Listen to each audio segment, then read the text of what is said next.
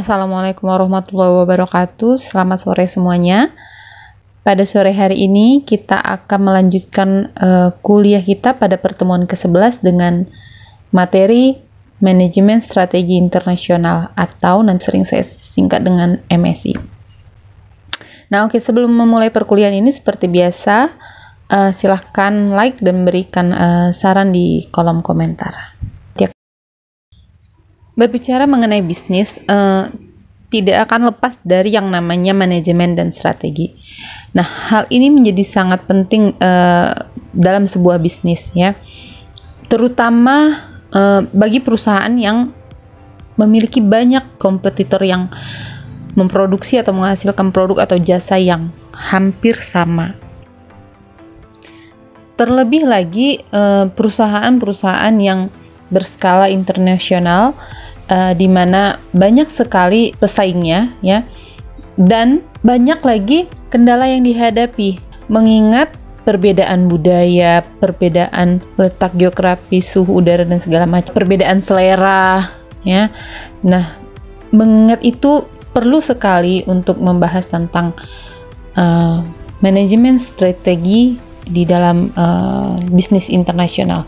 Walaupun di dalam bisnis berskala nasional juga manajemen strategi itu penting, tapi di dalam bisnis internasional hal ini jauh lebih complicated. Apa sih manajemen strategi internasional itu?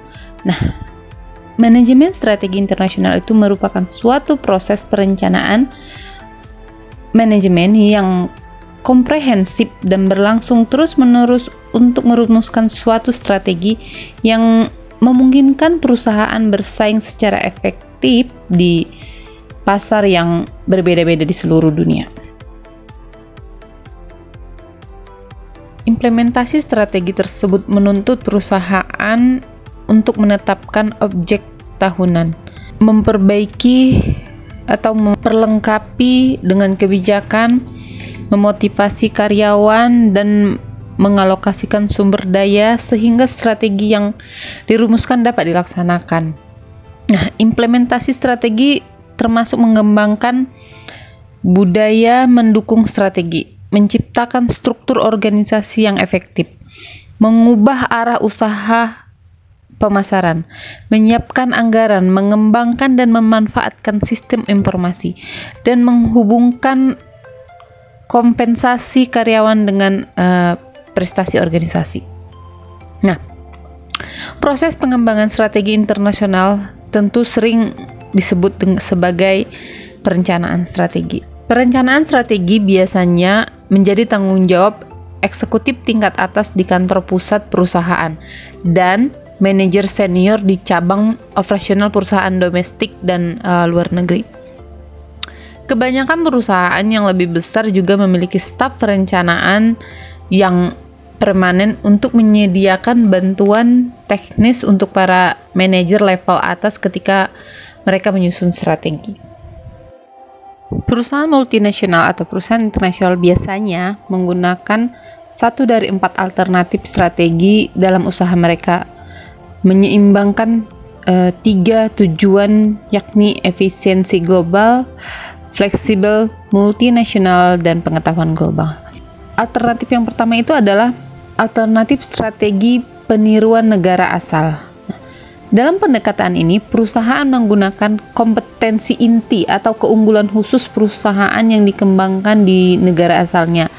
Nah, ini sebagai senjata bersaing di pasar luar negeri yang akan dimasuki. Nah, yakni di sini perusahaan menggunakan apa yang telah dilakukan dengan sangat berhasil atau menjadi prestasinya di negara asal, ya, dan mengimplementasikannya atau mencoba meniru untuk dipasarkan di luar negeri. Alternatif strategi yang kedua adalah strategi multidomestik. Nah, perusahaan multidomestik mengandung dirinya sebagai sekumpulan anak perusahaan yang beroperasi secara independen, yang setiap anak perusahaan berfokus pada suatu pasar domestik yang khusus. Nah, selain itu, setiap anak perusahaan bebas untuk menyesuaikan produk, mengkampanyekan pemasaran, dan teknik operasinya untuk memenuhi kebutuhan pelanggan lokal. Pendekatan domestik ini sangat efektif terutama ketika ada perbedaan yang jelas di antara pasar nasional ketika skala ekonomi produksi, distribusi, dan pemasaran rendah, dan ketika biaya koordinasi antara perusahaan induk dan anak perusahaan di seluruh dunia sangat tinggi. Karena setiap anak perusahaan di dalam perusahaan multi domestik harus responsif terhadap pasar lokal. Biasanya induk perusahaan akan mendelegasikan sebagian kuasa untuk kekuasaannya dan wewenangnya kepada manajer di anak perusahaan di berbagai negara tujuan. Alternatif strategi ketiga adalah strategi global. Nah, perusahaan global memandang dunia sebagai pasar tunggal dan tujuan utamanya adalah menciptakan barang dan jasa yang memiliki standar tinggi yang mampu memenuhi kebutuhan seluruh pelanggan yang ada di dunia.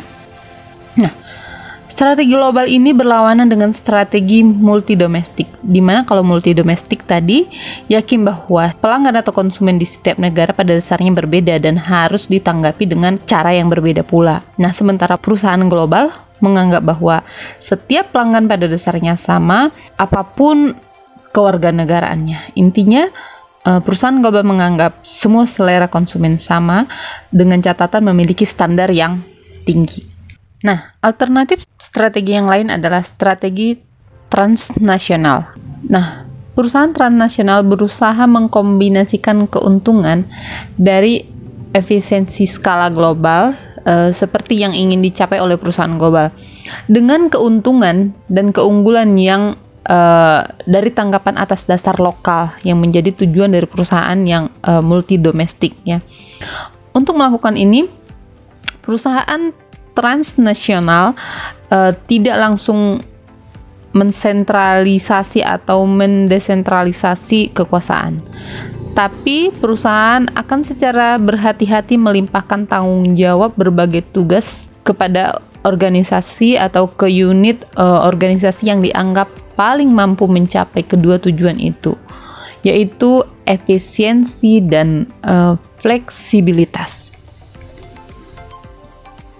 Setelah menentukan seluruh filosofi strategi internasional untuk perusahaan, maka manajer-manajer yang terlibat dalam rencana strategi internasional harus berkonsentrasi pada 4 komponen dasar dalam pembagian strategi. Yang pertama adalah kompetensi unik. Nah, kompetensi pertama dalam strategi internasional adalah menjawab apa yang dapat dilakukan dengan luar biasa, terutama dibandingkan dengan pesaing.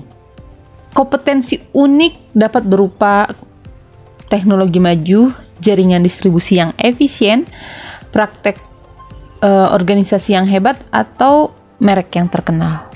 Kompetensi kedua adalah lingkup operasi. Menjawab pertanyaan di mana kita akan melakukan bisnis. Lingkup dapat diartikan sebagai wilayah geografis seperti negara, wilayah dalam suatu negara, atau sekelompok negara. Atau lingkup dapat berfokus pada ceruk pasar atau produk dalam suatu wilayah atau lebih. Seperti ceruk pasar untuk memproduksi kualitas tinggi, ceruk pasar berbiaya rendah, atau ceruk pasar khusus lainnya. Yang ketiga adalah penggunaan sumber daya. Dengan adanya situasi pasar yang akan kita masuki, bagaimana cara kita mengalokasikan sumber daya ke pasar tersebut? Ya. Penggunaan sumber daya dapat ditentukan menurut lini produk dan lini geografis atau keduanya. Bagian dari rencana strategis ini menentukan prioritas relatif bagi sumber daya yang terbatas. Walaupun perusahaan ini membeli bahan baku dan menjualnya secara global, namun membatasi sebagian besar penggunaan sumber daya produksi hanya untuk digunakan di negara asal. Perusahaan harus memanfaatkan sumber daya yang dimiliki dengan baik. Sumber daya tersebut harus digunakan sesuai dengan kebutuhan perusahaan. Jangan terlalu mengeksploitasi sumber daya yang ada, karena dapat mengakibatkan buruk bagi perusahaan nantinya. Maka perusahaan harus memilih sumber daya yang ada dengan baik demi kelangsungan hidup perusahaan dan kualitas produk yang dihasilkan. Dan komponen yang terakhir adalah sinergi. Nah, di sini kita akan menjawab pertanyaan, bagaimana elemen-elemen bisnis kita yang berbeda-beda dapat saling menguntungkan. Nah, tujuan dari sinergi adalah menciptakan situasi tertentu yang secara keseluruhan adalah lebih baik dibandingkan dengan kumpulan dari beberapa bagian. Dalam penyusunan strategi internasional, bukanlah proses satu dimensi. Perusahaan biasanya melakukan manajemen strategi internasional dengan beberapa tahapan. Ya. Tahapan yang pertama itu adalah dengan penyataan misi. Setiap organisasi mempunyai tujuan dan alasan yang unik untuk keberadaannya. Nah, keunikan ini harus dicerminkan dalam visi dan misi perusahaan. Kebanyakan perusahaan memulai proses perencanaan strategi internasional dengan pernyataan misi, ya, yang menjelaskan tujuan, nilai, dan arah organisasi. Nah, pernyataan misi sering digunakan sebagai alat komunikasi dengan stakeholders internal maupun eksternal mengenai arah strategi perusahaan. Nah, penyataan misi itu merupakan faktor-faktor seperti target pelanggan, pasar, produk, jasa, ya, wilayah geografis, teknologi, urusan untuk bertahan hidup, rencana pertumbuhan, dan tentunya profit, ya, dan citra publik yang diinginkan.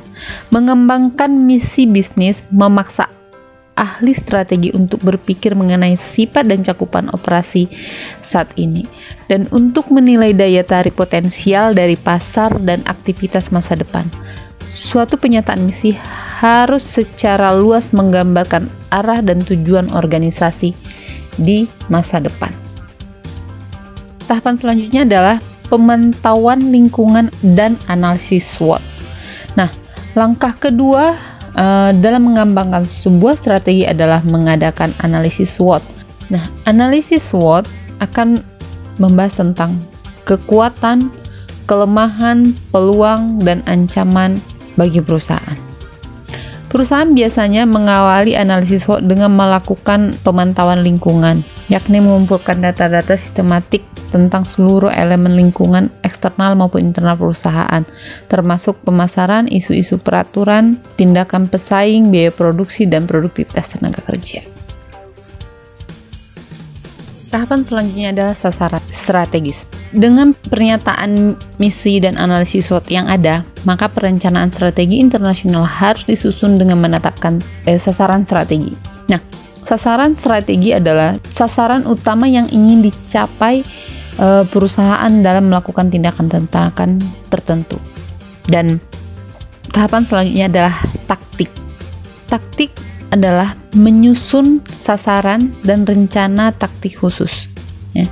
Taktik biasanya melibatkan manajer level menengah dan berfokus pada detail implementasi strategi-strategi perusahaan. Tahapan selanjutnya adalah kerangka kerja pengendalian. Nah, aspek terakhir dari formulasi strategi adalah pengembangan kerangka kerja pengendalian, ya, yakni serangkaian proses manajerial dan organisasi yang membuat perusahaan mampu mencapai sasaran strategis. Ada level-level strategi internasional. Yang pertama adalah strategi korporat. Menjelaskan wilayah bisnis yang ingin dimasuki perusahaan. Nah, strategi korporat terbagi menjadi 3 strategi dalam memasuki perusahaan. Yang pertama adalah strategi bisnis tunggal. Yang kedua, diversifikasi yang berhubungan, dan yang ketiga diversifikasi yang tidak berhubungan. Nah, level yang kedua adalah strategi bisnis. Strategi bisnis berfokus pada bisnis khusus, anak perusahaan atau unit operasi khusus dalam perusahaan. Nah, strategi ini juga terbagi tiga. Yang pertama, diferensiasi merupakan strategi bisnis yang paling banyak digunakan. Nah, yang kedua, kepemimpinan biaya penuh merupakan perusahaan berfokus pada pencarian prosedur operasi yang sangat efisien sehingga biaya lebih rendah dibandingkan dengan biaya para pesaing. Yang ketiga, fokus merupakan perusahaan membuat target atas tipe produk tertentu untuk kelompok pelanggan atau wilayah tertentu. Dan yang terakhir adalah strategi fungsional. Strategi fungsional berusaha menjawab pertanyaan bagaimana cara kita mengelola fungsi-fungsi keuangan, pemasaran, operasi, sumber daya manusia, dan riset dan pengembangan dengan cara yang konsisten dengan strategi korporat dan strategi bisnis internasional. Demikianlah perkuliahan kita kali ini. Atas perhatiannya, terima kasih. Jangan lupa like, comment, subscribe, dan share. Terima kasih. Assalamualaikum warahmatullahi wabarakatuh.